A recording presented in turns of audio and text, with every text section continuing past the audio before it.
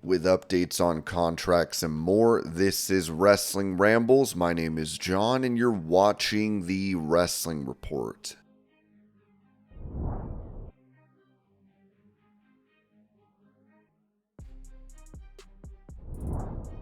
When it comes to Bret Hart returning to WWE for a segment on Raw next week, Ringside News wrote that PW Insider reports that a story is swirling internally that WWE Hall of Famer Bret Hart is set to appear in a segment related to Gunther on an upcoming episode of Raw, though plans could still change.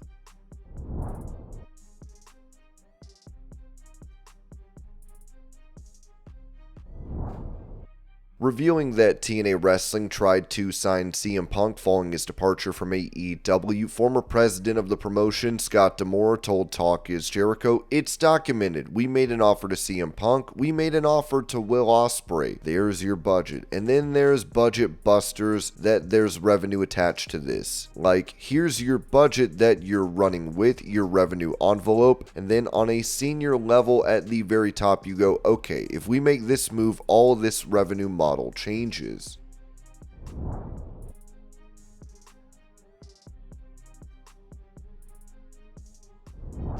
Previewing the upcoming match between AEW champion Bryan Danielson and TNT champion Jack Perry at All Out, commentator for the company Jim Ross noted on his Grilling JR podcast, "I expect to see excellence in this match. Bryan Danielson is beyond compare. He's the best worker in the world and an amazing pro wrestling star. He'll do all he can to make Jack Perry look like the next coming. It's up to Jack to stay face to face. Just listen. I think it will be a really exciting main event. He's worked his way out of it, which I've admired for him. He's a hell of a hand. He's become a real student of the game. Being in the ring with Bryan, there's no better opportunity to show what you know to stay pace for pace with the champ. It's fresh, it's clean, it's new, and you've got the young guy trying to make a name for himself in a big way."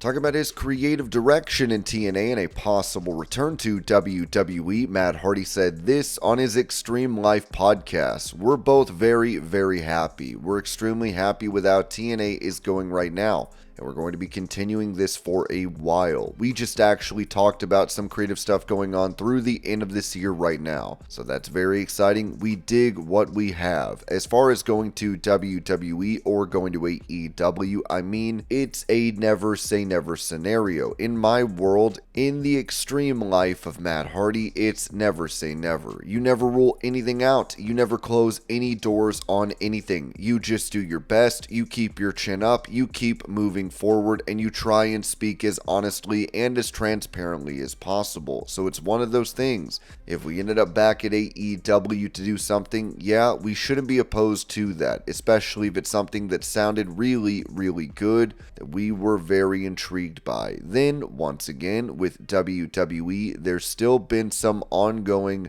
conversations with WWE. So yeah, I mean, anything can happen in the extreme life of Matt Hardy.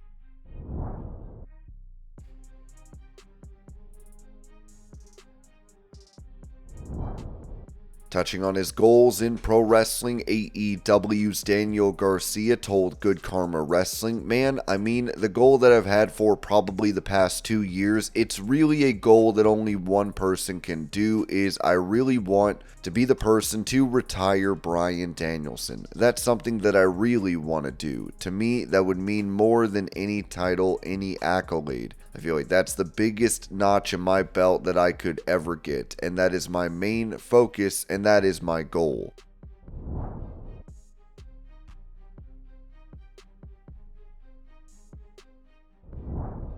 During that same interview, Daniel Garcia talked about the criticism that AEW receives, noting that, "Are there valid criticisms about AEW? Yeah, sure, there's valid criticisms about everything, but I think like the majority of the negative comments, it's just to hate on the challenger brand, and I think that's wrong because, I mean, I don't think it's not right. You can do whatever you want, but if AEW didn't exist, a lot of people in wrestling would be making a lot less money, a lot of people in wrestling would not have jobs jobs. And a lot of people who cover wrestling would not have jobs because hating on AEW feeds a lot of mouths. So if AEW wasn't around, a lot of people wouldn't have food to put on the table, you know what I'm saying? So AEW being around for people is a net positive in every single way. Like, there's no negative in the world of professional wrestling that AEW being around causes. It's only positive.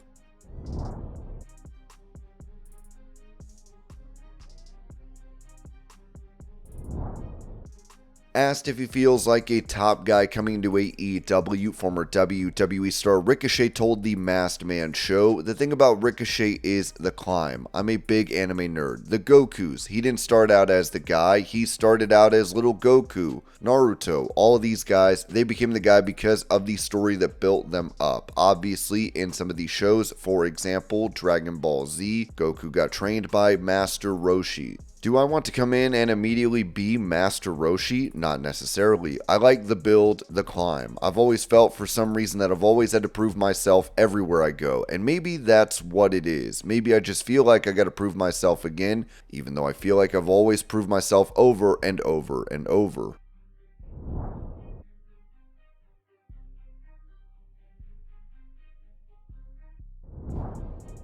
Commenting on Swerve Strickland reportedly receiving a high salary in AEW, Jim Cornette said this on his drive-through podcast. "Bravo to Swerve for getting the money, because you can't feel any empathy or sympathy for Tony Khan at this point, when he's just throwing out these millions of dollars ludicrously. And Swerve is not, I mean, let's face it, Mercedes is embarrassing in that she's being paid millions of dollars for whatever she's doing publicly on this program. Okada, to me, is the same thing. It's embarrassing that this broken down, bland, boring individual is getting millions of dollars when there are guys in that company working their asses off. They don't get any help from the office or from booking, but they're working hard. Swerve is not embarrassing. He's working hard. He's trying to do his best. But there is no cohesive creative direction, so bless him for getting the money. Having said that, yes, there's a difference between making an offer for someone and seeing if Tony will top it just as a sport. Tony isn't even topping offers. He's blowing the doors off any other offers. This can get ridiculous for the pay structure of the business in general. Not saying that WWE pays their guys a percentage of their income or gross that they should get compared to other sports athletes. That's a different story. But just randomly paying millions of dollars for talent that is nowhere near worth that does lead to issues.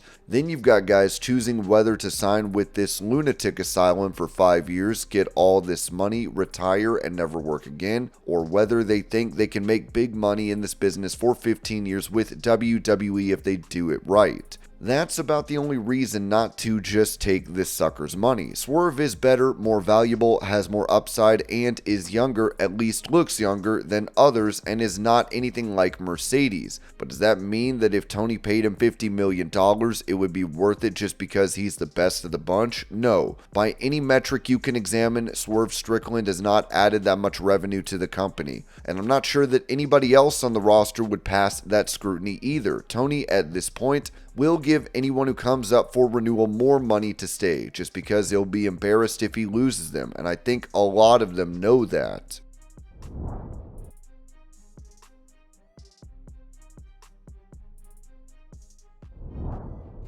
Going over the negotiations with Warner Bros. Discovery for a TV rights renewal of AEW programming, president of the company, Tony Khan, said this during the media call ahead of All Out. "It's a really exciting time for AEW. We are having great conversations. There have been a lot of reports, and many of them have been quite accurate about the status of the media deal between AEW and Warner Bros. Discovery. It's been a productive and ongoing conversation that we're still working on. There are a lot of details. You mentioned the future of the TV deal, which is something we all want. AEW on TBS and TNT. It's great to be wanted by TBS and TNT. I feel very fortunate that, after being here for 5 years, there is still this great appetite and desire to keep AEW on TBS and TNT. It's a mutual thing. We love Warner Bros. Discovery. We're still working through the details of the agreement, which is a very long and complex process, but it's a good one. Negotiating a contract for one person, one player, one athlete can can be lengthy. Now imagine doing an agreement for an entire league, covering all our events and exciting projects. There are exciting developments ahead, though I can't reveal specifics that might jeopardize our company or the status of what we're working on. There is a lot of enthusiasm on both sides. While I can't delve into the future of streaming, I can confirm that there have been many productive discussions between AEW and Warner Bros. Discovery. There's still many details to finalize, but it's a great time for AEW. Everything is shaping up well for AEW and our fans.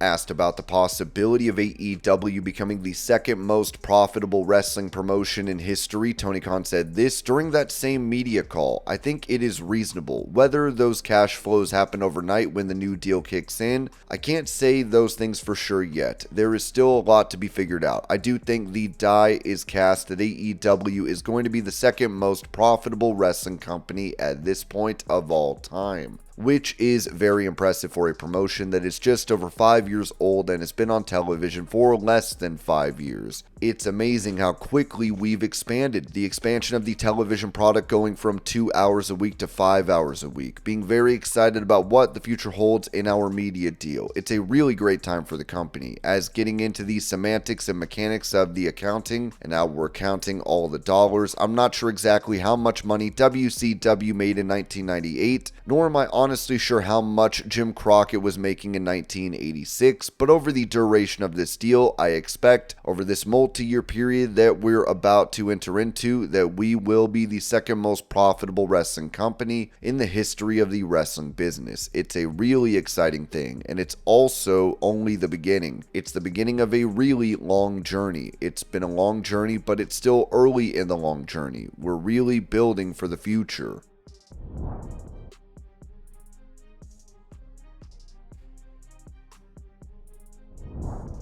On Instagram, former WWE stars Riddick Moss and Emma announced that they are expecting their first child. Okay, ready? Are we looking at the same time?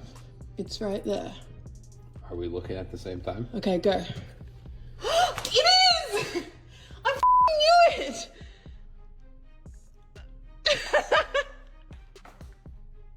Woo! Knew it!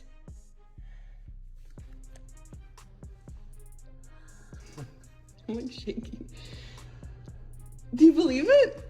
Not totally. Dude, that says pregnant. I know. There's the...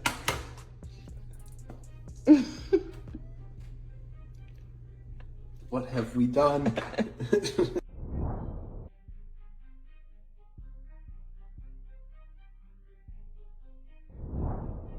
Mentioning a former world champion that is close to coming to terms on a new deal with WWE, Ringside News wrote that according to PW Insider, Sheamus is either in talks for a new contract or may have already signed one. This deal would be a long-term contract, likely keeping him with WWE for another 3 to 5 years.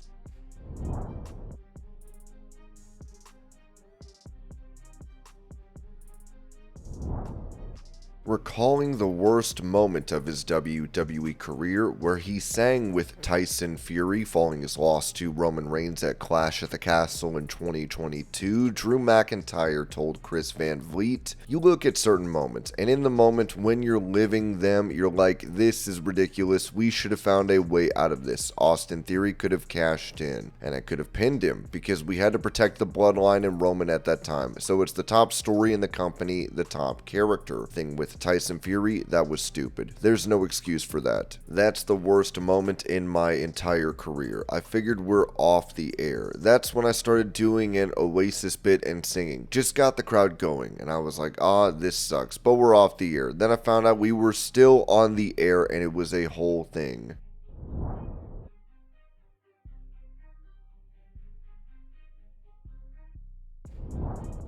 explaining why he reportedly stormed out of the arena following CM Punk's return to WWE at Survivor Series 2023. Drew McIntyre said this during that same interview: "There was no seed being planted. I was just angry, and I left the ring and stormed out. I mean, I'm not shy to talk about it. Yeah, I was pissed off, and you're really saying that you didn't know about it. I guess a number of things. I can understand business reasons. That's enough for me to make those decisions. Personally, yeah, I was pissed off, and I chose to leave the arena because I'm not going to cause an incident that's going to affect everybody's mood afterward and the guys in the match that worked so hard. People were asking me about Seth's reaction. Maybe that was Seth's legit reaction, but to me, I couldn't have stood out there. If somebody's that close to me that I don't like that much, I wouldn't stand and swear and have people hold me back. I would have walked right up to them and punched them in the face, so I chose to leave the building."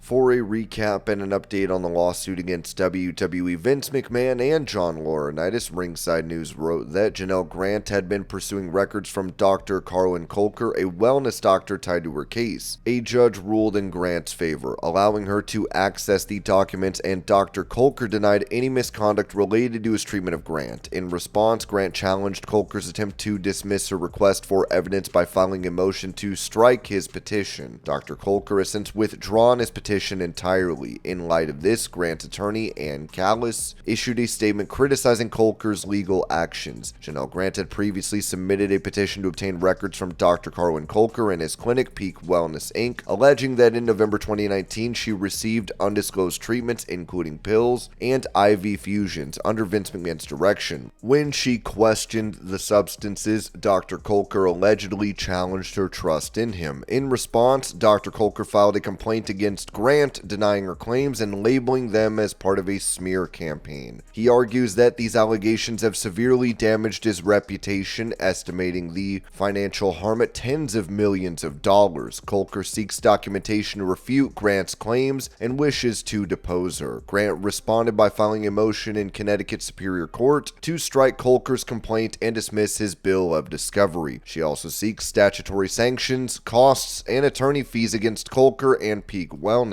Grant's legal team argues that Colker's actions are intended to intimidate her and infringe on her First Amendment rights, describing his complaint as baseless and a hindrance to her investigation into her medical treatment. Dr. Colker's attorneys had earlier filed a motion to dismiss Grant's request for evidence related to her federal lawsuit against Vince McMahon and WWE. However, Dr. Colker has now withdrawn his legal action against Grant, as indicated in a recent filing with the Connecticut Superior Court. According to Brandon Thurston, Janelle Grant's attorney, Ann Callis, responded to Dr. Colker's recent legal action, stating that his withdrawal of the motion was expected. She characterized it as a baseless and frivolous attempt to intimidate her client, similar to a previous motion from Mr. McMahon that was also dismissed. Callis emphasized that Ms. Grant is committed to asserting her rights to obtain documents and information related to her own medical records, metadata, prescribed treatments by Dr. Colker, and any communications between the doctor and others regarding her or her medical treatment. Unsurprisingly, Dr. Colker has withdrawn his baseless motion. In the same vein as Mr. McMahon's recently struck down motion, this was filed simply as yet another frivolous attempt to intimidate Ms. Grant. Ms. Grant remains steadfast in her right to seeking documents and information relating to her own medical records, metadata, Dr. Colker's prescribed treatments, and any communications between Dr. Colker and other parties concerning Ms. Grant or Ms. Grant's medical treatment. Judge Jeffrey Mayer also ruled against McMahon's attempt to block the petition for these records, and Vince McMahon's attorney has already released a statement regarding the denial.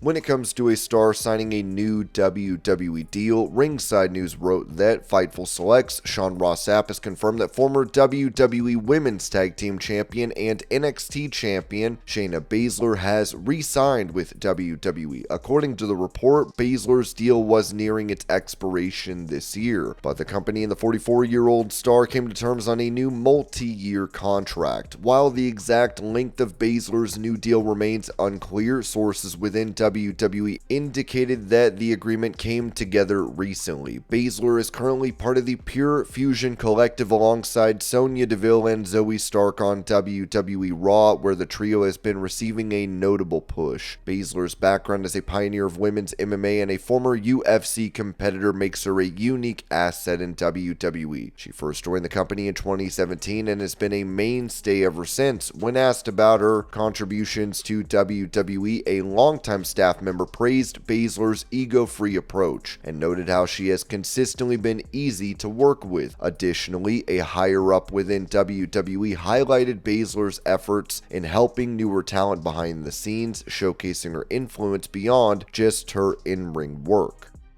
And this was your pro wrestling news update. I hope you're all having a great day. Thank you so much for watching, and I will see y'all later.